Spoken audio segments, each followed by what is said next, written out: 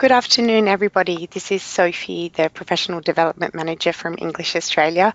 Welcome to this afternoon's webinar about embedding critical thinking and problem-solving skills in academic skills courses. I'm going to briefly introduce our two presenters for today, who both work at the Centre for English Teaching at the University of Sydney in New South Wales.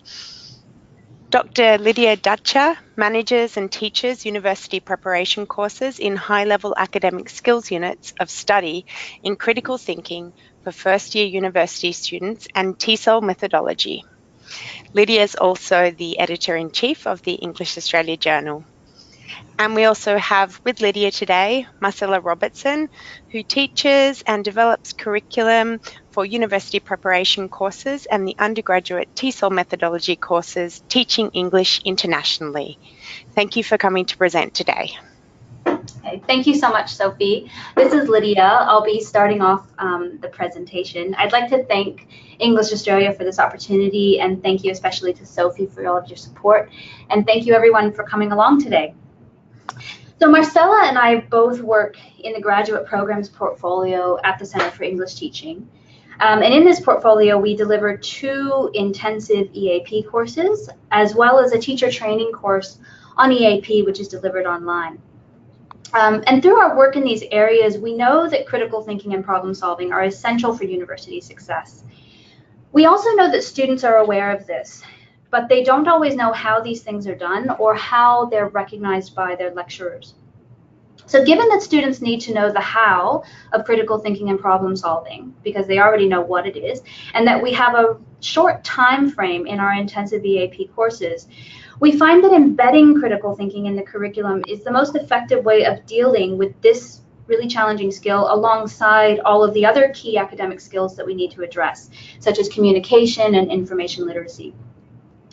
If we can show the students how all of these skills are intertwined and how critical thinking is displayed and recognized through communication and information literacy, then we will have given them a core transferable skill that will contribute to their academic success.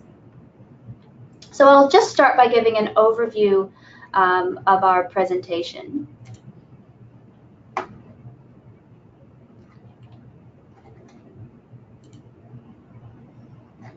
Okay, so we'll start by looking at critical thinking and problem solving and how these are positioned at the university. And we'll use the University of Sydney as an example. And we'll go on to look at critical thinking and problem solving and how they relate to EAP curriculum design. And we're going to present 2 cases to illustrate the principles we're talking about. First of all, we'll look at the graduate academic skills course and the project proposal task, and then we'll look at the advanced skills for academic success course, which Marcella will present on, and the core task 2. And we'll conclude with some final reflections. Note that there is some time for questions after each of the cases. So if you do have questions as we're speaking about a case, you can put those in the chat for us to talk about at that point. Okay, let's look at critical thinking and problem solving at university. So critical thinking in particular is a term that's bandied about a lot at university. It sounds quite abstract and it can be really challenging for students because they are familiar with the fact that it's important, but they may misunderstand how it's done and what it looks like in practice. So when we're teaching students who are preparing for university, we need to understand how the concept is understood in that context in order to help them prepare. So we'll start by looking at some definitions and how critical thinking and problem solving are positioned at the university. Before we look at these definitions, though, I'd like to know what you think critical thinking is and how you describe it to your students. This could be your own definition, or it could be a paraphrase of what you use in your own teaching. So could everyone, if you would like to participate in this, could you take a moment to put your definition of critical thinking into the chat? And we'll take about 1 or 2 minutes for you to do this. And then Sophie is going to read some of these out. So let's just take a minute for you to think and write. And you can do that when you're ready.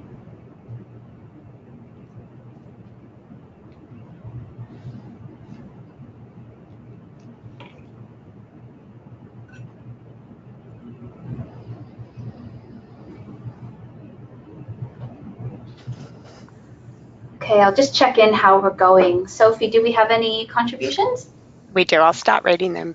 Okay, great. So someone said asking questions, not taking text at face value. Someone else has said questioning information. Someone said thinking between the lines. Ask yourself, what am I not being told here? Another one, being able to analyze the causes and consequences of an event.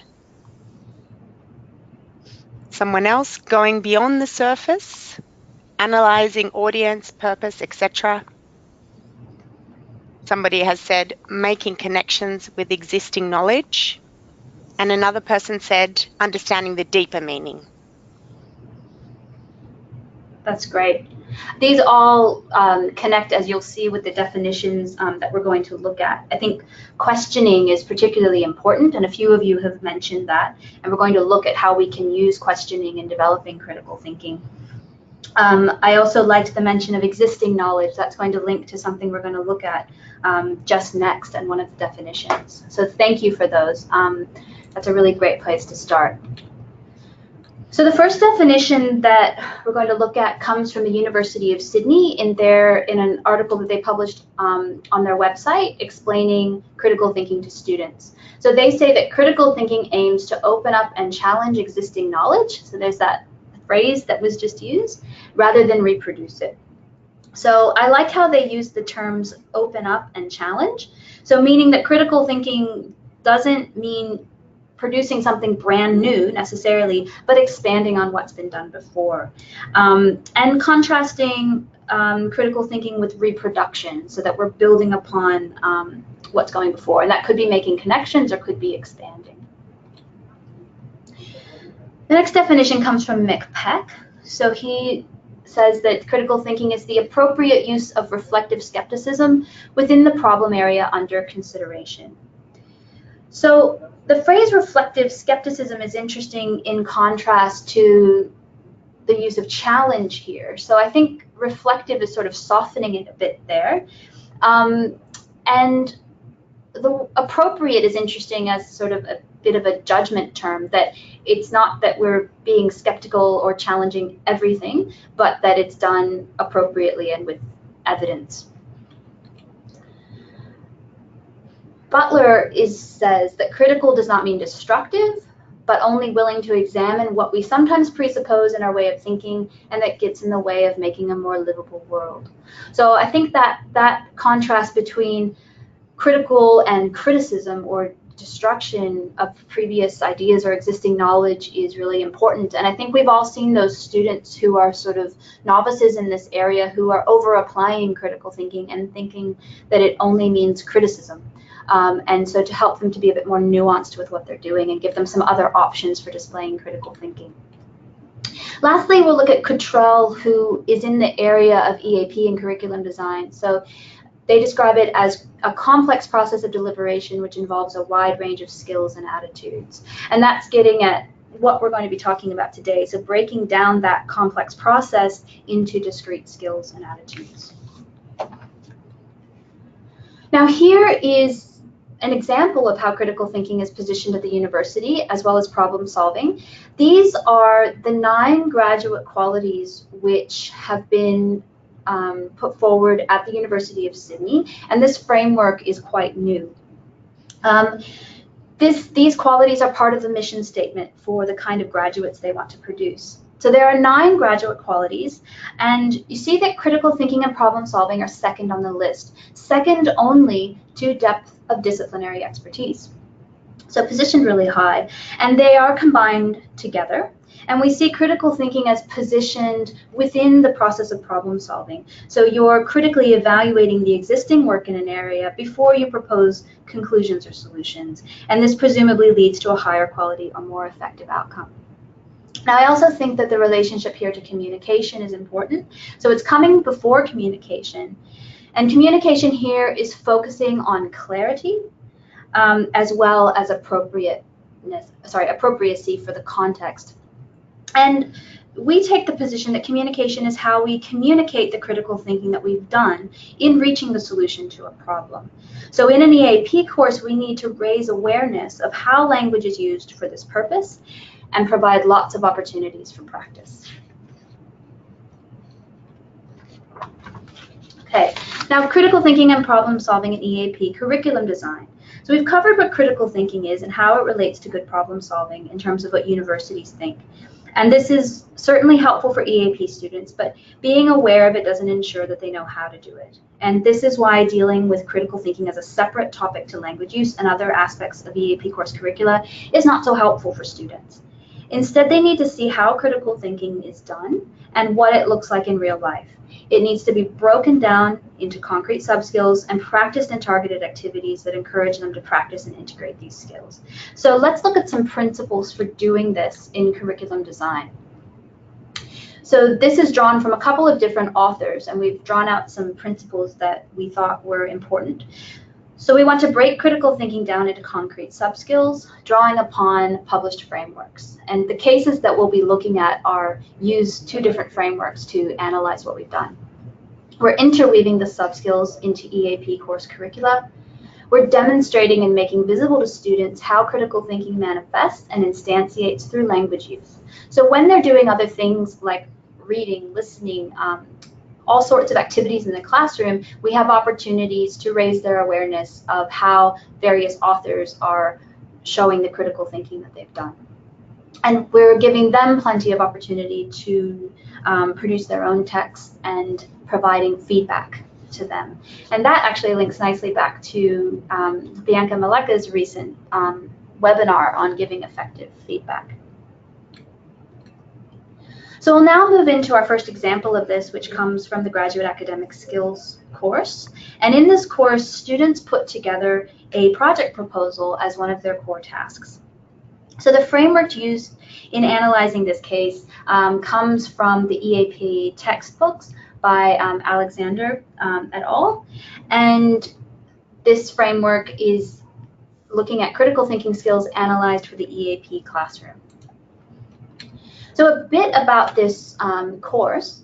This course is a 5-week course that takes place just prior to university entry. The students in the course are typically studying at an English medium university for the first time, and they've satisfied the entry requirements. So it's not a direct entry course.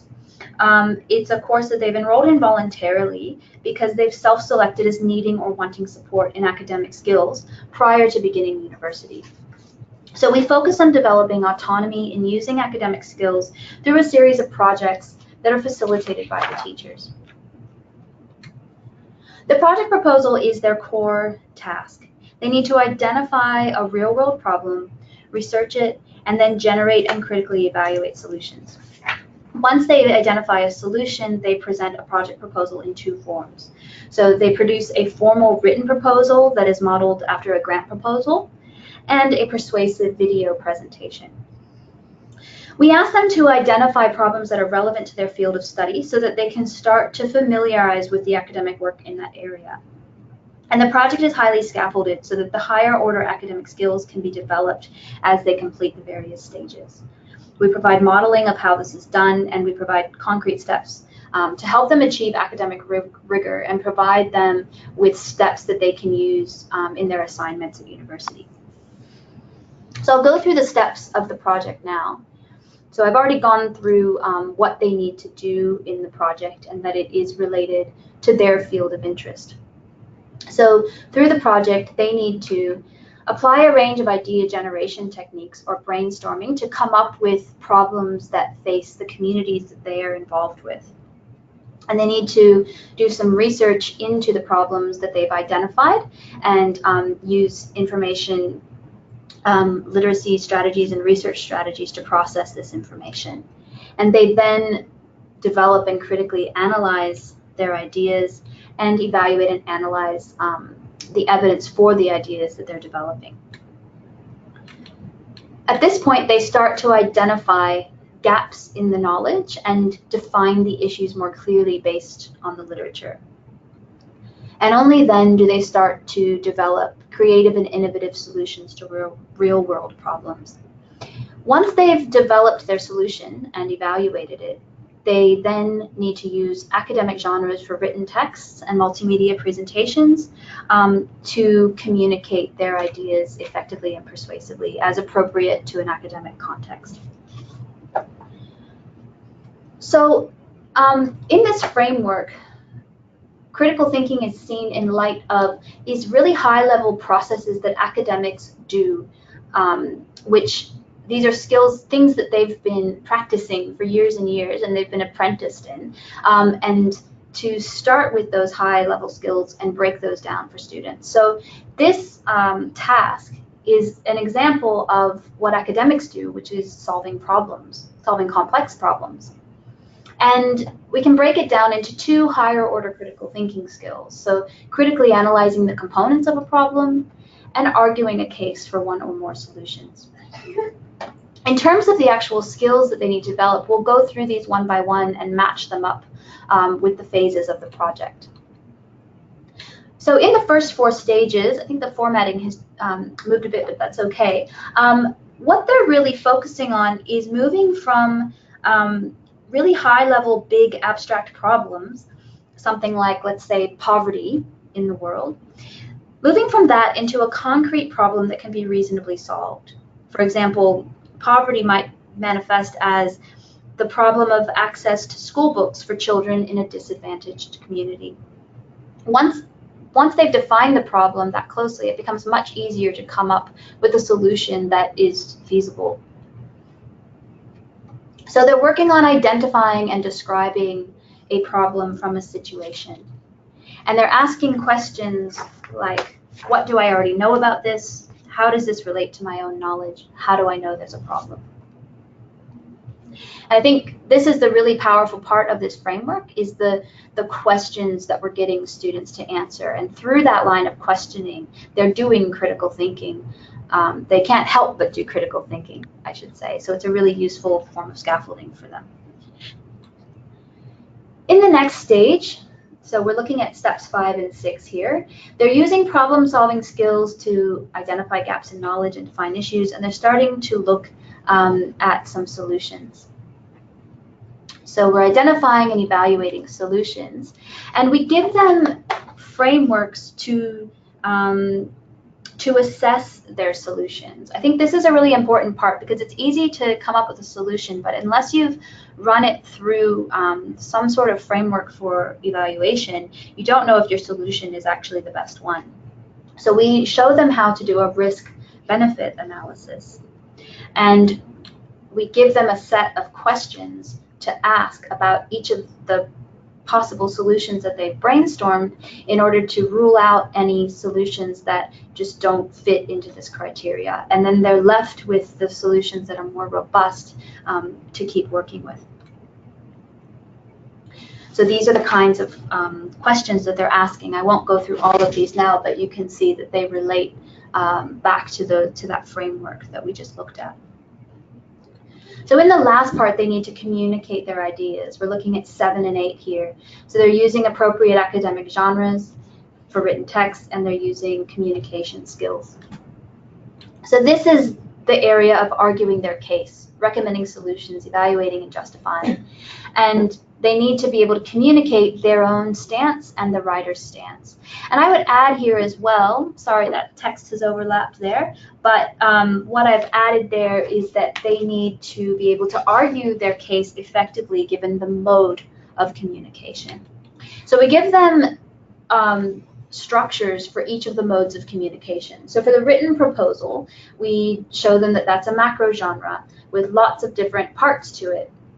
And we give them the actual structure for it, and we take them through the steps of writing each of those parts, which mimics the process of submitting a formal application or proposal where you are given a quite tight structure. For the video, we take them through a narrative structure, and we talk to them about telling a story of the problem and a solution, and we finish it with a call to action for the audience to get buy-in from them. So the genres are quite different, and we take them through what these involve. Just a very brief example before we move on. One example that a student came up with, she's a vegetarian, and she talks about environmental impact of eating meat, and that she decided to become a vegetarian for that reason, but that she's from Hong Kong and it's very challenging to be a vegetarian in Hong Kong. So she wanted to develop an app that would provide access to resources, restaurants, even a guide for telling your family that you're a vegetarian and helping them understand what that means. And so what seems like a simple idea and solution was fully fleshed out. She had really strong evidence, and her structuring was very clear. So her idea was very easy to understand. And you could imagine a funding board really, that she made it easy for them to approve this project to go ahead. So that's the end of our first case, and I'll just stop there for a couple of questions. If you could type them into the chat, and then Sophie has said that she'll read those out and we can discuss them.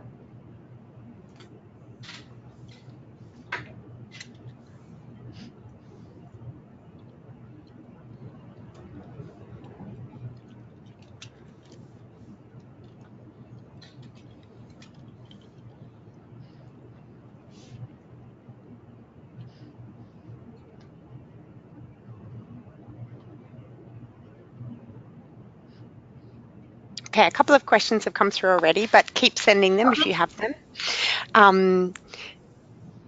Someone has just commented, what a fantastic project, I agree. First question, what level students are these? I might have missed this.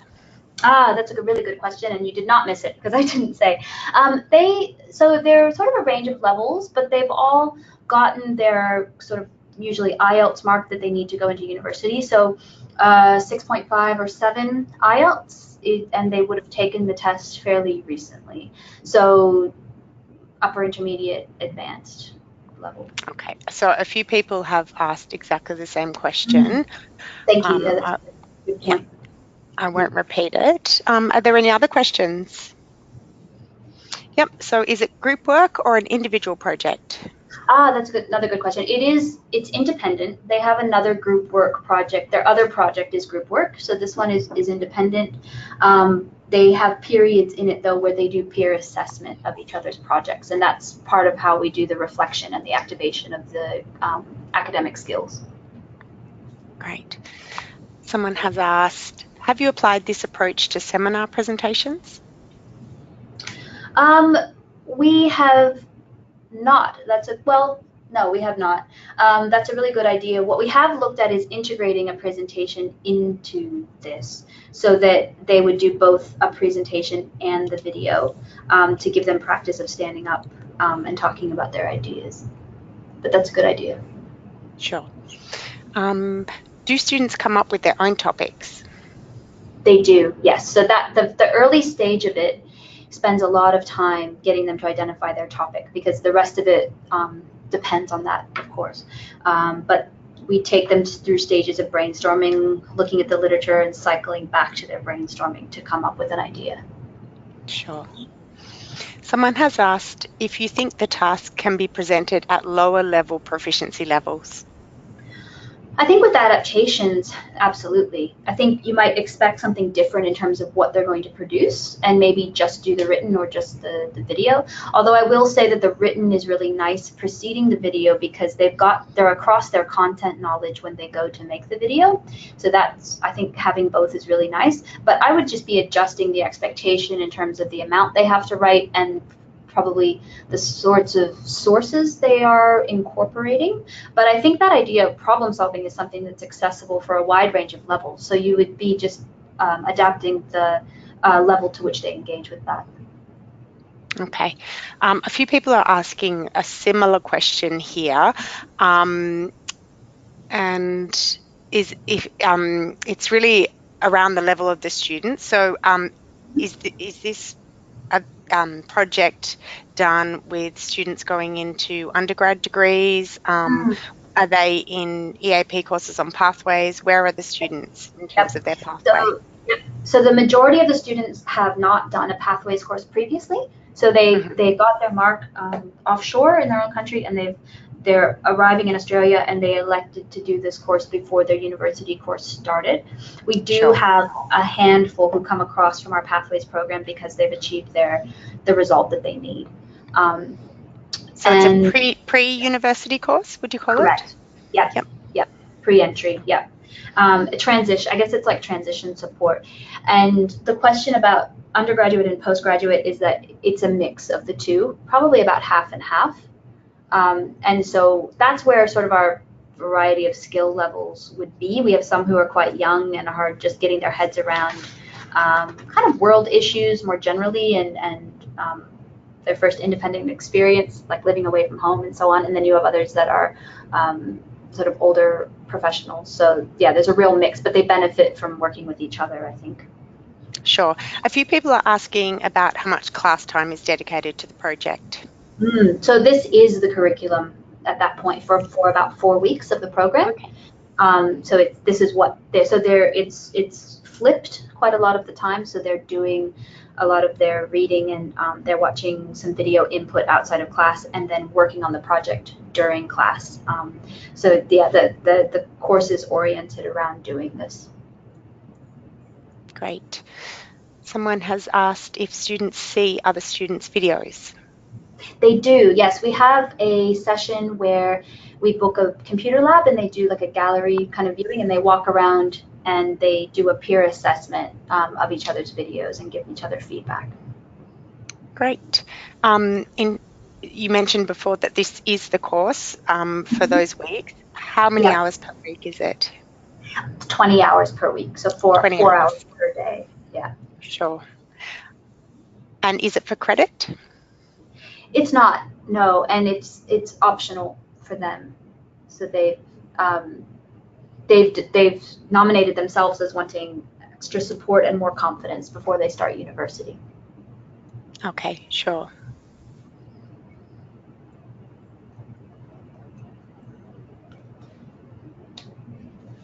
Sorry, there's so many that have come through. I'm just filtering through them because some of them are similar.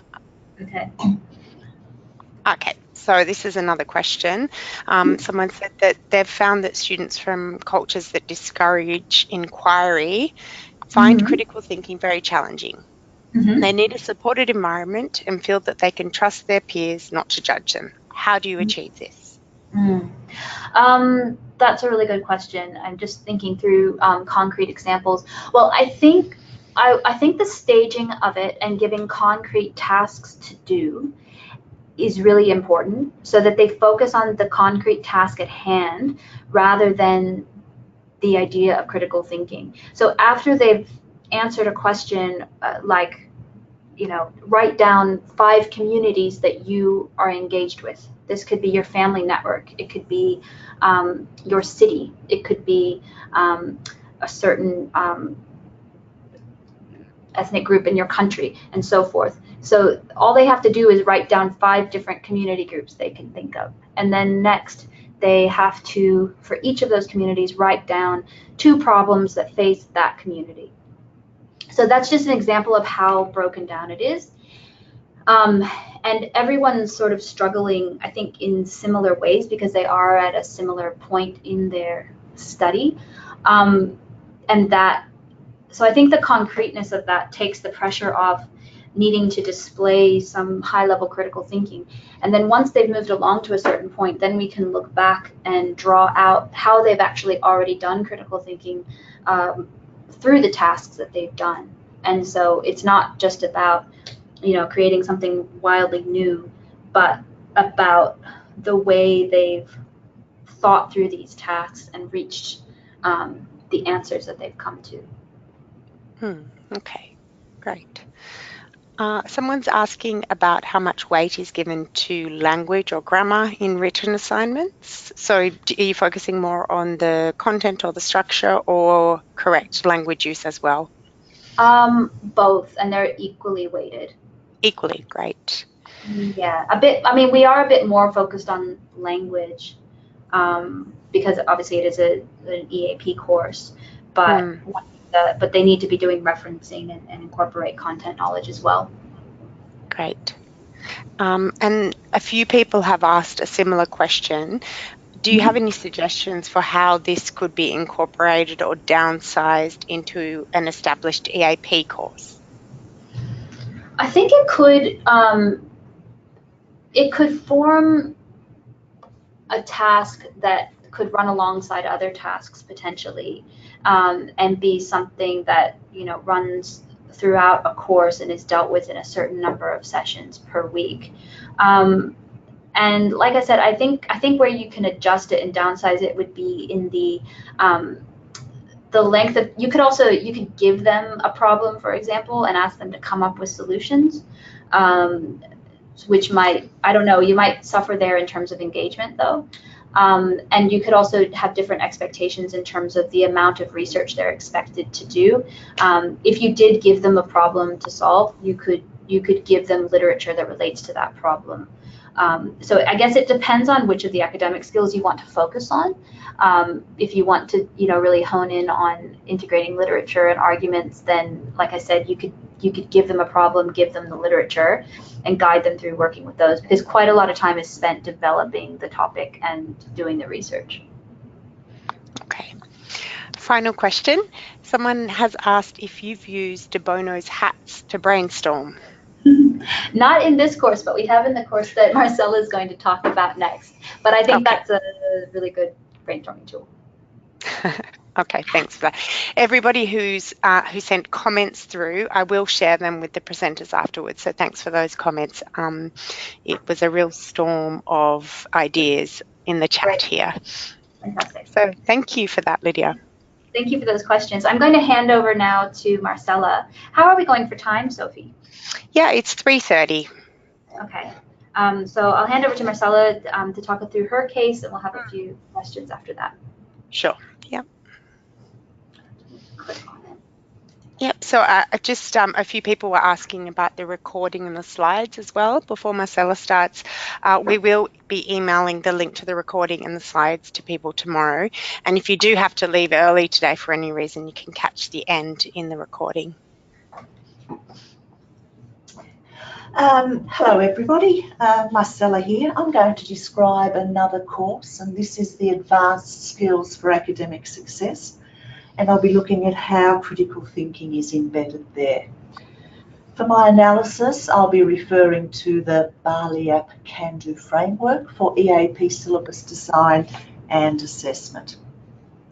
So just for a quick overview of the course. So similar to Lydia's course, this is a 4-week pre-university entry course. The students are Australia Award Scholarship recipients who have also satisfied entry requirements. And as part of their scholarship, they're required to do this course. Very, very often, the students are re-entering university after a long period in the workplace. So the aims of the course are to orient students to the learning styles encountered at Australian tertiary institutions, to develop and practice academic skills in English, and the curriculum is designed around an integrated series of lectures and workshops. So something's gone missing here. Okay, we've just lost the slide here, but I'll just mention it here. I'm going to, in this particular course, refer to the core task 2, which is a writing task. And this is a writing task in which students explore a topic and an issue in their disciplinary fields.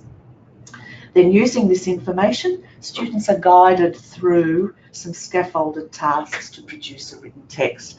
So in the course, we introduce the students to 6 common academic genres, which are exposition, explanation, factorial explanation, consequential explanation, critical review, literature review, and discussion.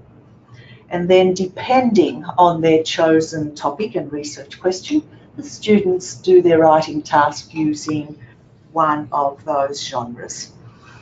The learning outcomes are stated as developing the student's ability to critique, explain, argue, and discuss an issue, also to synthesise information, and generally to cultivate academic writing skills in a way that is relevant to their fields of study. Okay, so here are the scaffolded steps that the students work through, and this is what we call the research reading cycle. So in the first instance, just as I mentioned before, students identify a topic and issue they're interested in their field and start with reading for a topic overview. While doing this, they're identifying key search terms from their readings, and then they're doing targeted database searches. In this first mini cycle, the students are noticing recurring citations, and then they're able to start making their reading lists for their topic. So then they're able to track down more sources and do increasingly focused reading, and then continue this cycle. Now, it's important that once students are doing their focused reading, that they're tracking their reading so as to keep a record of the sources that they'll be using. Now, throughout the entire cycle, the students start right from the beginning to start developing their research question, and then deciding which genre is appropriate for their research question and essay, and then they start writing their essay. It's very, very interesting that developing their research question is one of the most challenging aspects of this task for the students. And here is an example of how we get students to track their reading. We use a matrix, so you can see the essay topic here. You can see the subtopics, sub-issues. You can see the sources and all the page numbers there tracking their reading. So still keeping in mind our research reading cycle, what you can see here are some sample competencies which have been taken from a much more extensive set of competencies in the Barliap Can-Do framework. And you can see here we've got the two of the reading competencies and 2 of the writing ones. So I'd just like to make 2 points about these competencies. Firstly, that they in fact map on to the research reading cycle. So for example, the students are evaluating source materials and they're collecting appropriate evidence from appropriate academic sources. The other relevant points is that if we have a look at some of the keywords, so we've got evaluate, we've got appropriate evidence, we've got critical stance, we've got critical thinking, underlined, we've got academic argument with supporting evidence, and we've got relating sources to each other. So when we have a look at these keywords, we can see that in fact they represent some of the sub-skills of critical thinking. So in other words, through doing this task and going through this scaffolding cycle, we are embedding critical thinking in this particular task. So just to quickly recap, so students are getting input from the course on these 6 genres, and they're deciding which genre to use to write their essay. This input involves the usual genre analysis approach, and that includes, of course, deconstructing model text. However, in addition to this deconstruction, we're also taking on board this approach as put forward by Argent, which is to demonstrate and make visible to students how critical thinking manifests and instantiates through language use. So how this plays out is what I'll move on to now. So Argent identifies 3 manifestations of critical thinking. So these are taking a stance, showing relations between ideas or connections between ideas, and evaluating. So starting with the first of these, we can see here the 5 language instantiations of taking a stance. So we've got to express strength, so we've got clearly, evidently, strongly. We're to express caution, to express distance, widely held, commonly understood, and of course to express hedging and concession. Looking at the second manifestation of critical thinking, we can see 2 language instantiations. Firstly, to express comparison. So, for example, writer A says this, and writer B also says this. Or writer A says this, but writer B has a different perspective. And then we can also show connections between ideas through expressing causality. So, for example, writer A says this, and I believe that this will have a particular consequence. And finally, we have the critical thinking manifestation of evaluating. So this can be expressed through comparison, once again, interesting. But in this case, we're using comparison not to show relations between ideas or connections between ideas as we did here, but this time to evaluate one writer's ideas in comparison to another writer's ideas. For example, we might say that writer A's data is more reliable than writer B's data. Evaluation can also be expressed through marked lexis, through reporting verbs, and it's a bit invisible there, but through the particular expression which is to plus adjective, for example, too vague. So just two comments, overall comments to make about all this. So firstly, it's important that teachers themselves are aware of the range of language used to manifest critical thinking. And secondly, we need a way to make this visible and explicit to students. So let's now have a look at how we can do this. There we go. That was our writing task that had somehow shifted. So anyway, we can move on. So what you can see here is the end product of having gone through a process of making this visible to students. And I'll take you through this process in a moment. But first, just to let you know that this is an excerpt from the Factorial Explanation genre sample essay. And here's the topic: Sociocultural Influences on Eating Practices in South Korea. I'll now give you a few moments actually to just quickly read this excerpt.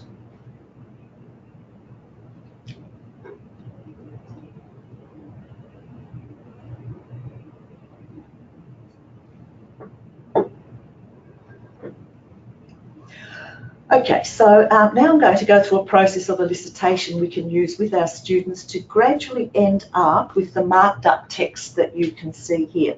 What you're going to hear me do is ask a series of questions, and each time give the answer I would expect to elicit from the students. I'm not going to cover all the marked up language shown here. We don't have time for that, and in any case, you probably wouldn't cover so much in one go with the students. It would be overload. And of course, the marked up colouring has already been done. All right, so here we go. Okay, everybody, let's have a look at the first sentence. The first factor that emerged was participants' perceived linkage between working women and family meals. So how many factors are there? One or more? More, yes. And how do you know? Because first. That's right. And who discovered these factors? Probably the writer or somebody else. Probably the writer. That's right. So this factor appeared to the writer. So this means that the writer found a connection between this factor and eating practices in South Korea. Okay, now let's look at the start of the second sentence. So, male employees with working wives tended to eat out and consumed processed foods, etc. So, is the writer making a very strong claim here, or is it a moderately strong claim? It's moderately strong. How do you know? Because the writer uses tended. And let's look at the start of the third sentence. Why does the writer refer to previous studies?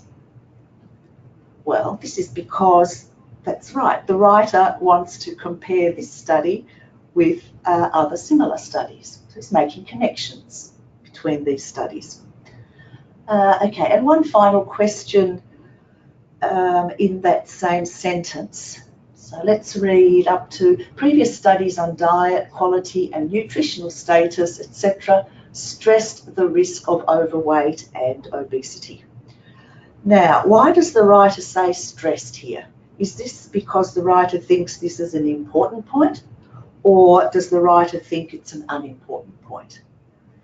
Yes, that's right. The writer thinks it's important. How do you know? Because the writer uses the word stressed. Okay, we'll have to stop here. But I hope that what I've done here is been able to show that in this exercise, how a writer's expression of critical thinking, based on these three manifestations, can come through in the language that the writer used, and also how this can be made explicit to the students so that they know that by using this kind of language that they are in fact engaging in critical thinking. I'm just about to round off, but before I do, I'd like to just introduce you to another way that critical thinking can be embedded. And I'm actually going to read this because I think it's a very interesting and worth considering approach. So it's the explicit teaching of reading critically. So students should not be expected to know how to read critically. Rather, they need to be taught explicitly how to do so. One way to help students with critical reading is for the teacher to read a text with the students or to the students, and through a think aloud process, reveal to student what the text invokes through teacher interpretation. A teacher can read a text and stop every few lines to discuss various ideas that come to the teacher's mind. For example, the authority of the writer, who the writer draws on, the strength or weaknesses of the argument, any alternative views, or any other text that interlinks with this text, either in support or in opposition, and so on. This process of inquiry by the teacher is useful for students to witness, since students seldom see a text directly questioned by an expert reader. Okay, so my time is up. I guess my concluding message is that with the concrete ways just shown, that critical thinking can not only be embedded in a curriculum, but can also be made explicit to students through these awareness-raising tasks. And in this process, critical thinking is kind of demystified and shown to be not such a super high level of thinking that requires some amount of super effort, and that can, quite frankly, often frighten teachers as well as students. We're probably better off, as Lydia and I are proposing, integrating critical thinking in these more natural and authentic ways. So I'm happy now, Sophie, to hand over for any questions. Okay, great.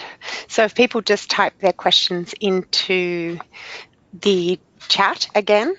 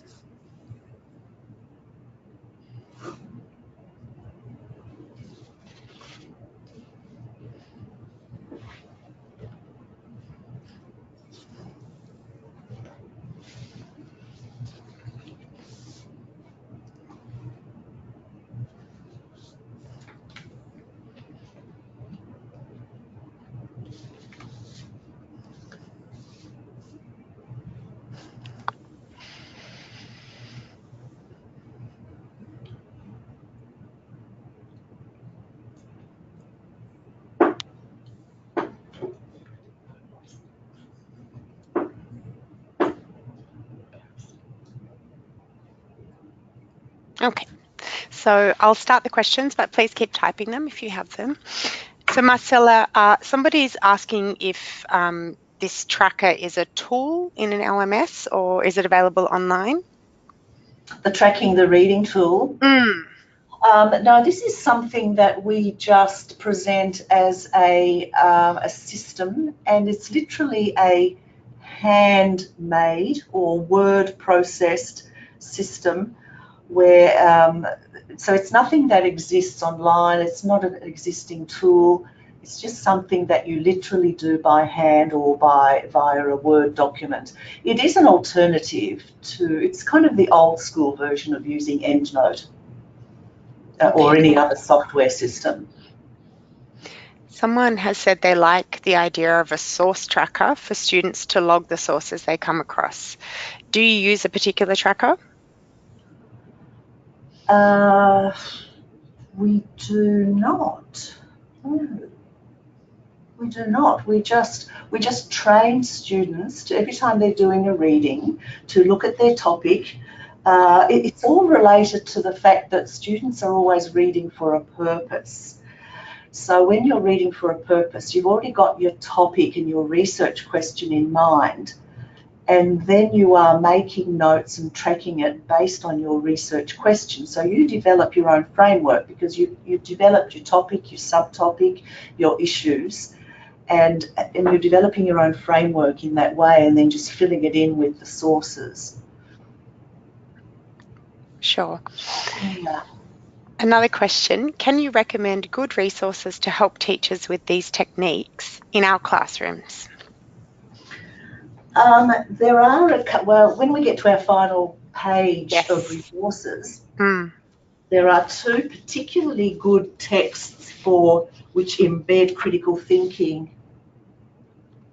Was that you or me, Sophie? That was me. I was trying to get to it. Is that okay? Oh, but I can go back if you like. Okay.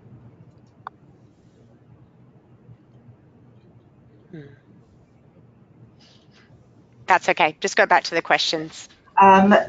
So you'll see them on the last page, but there are two course books which are particularly recommended.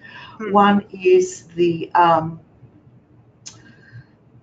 EAP Now and the Oxford EAP course books as well.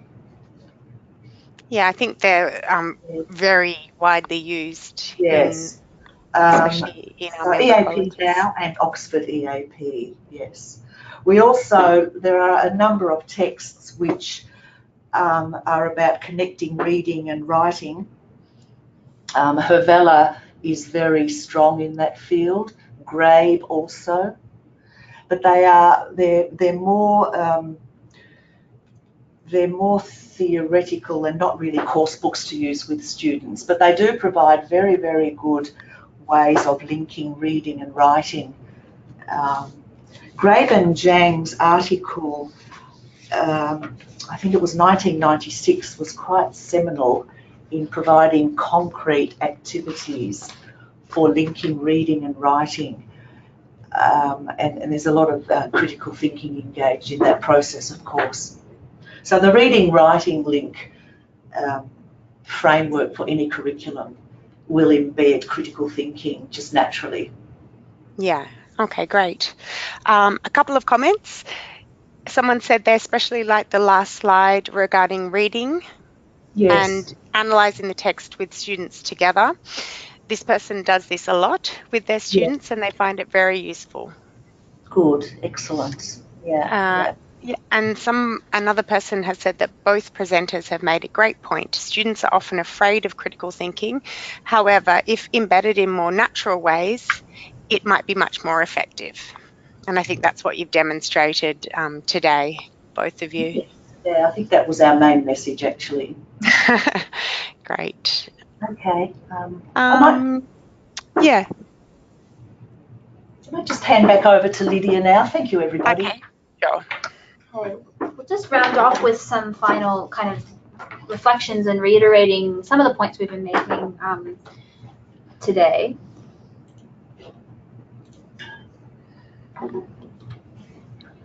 So just some recommendations and principles. So